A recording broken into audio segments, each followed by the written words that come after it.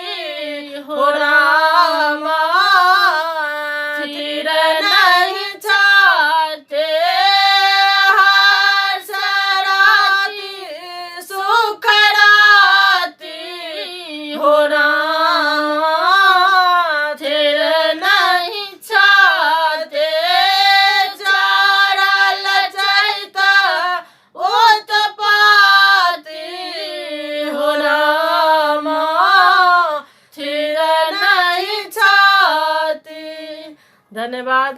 Jai Mithila, Jai Maithili.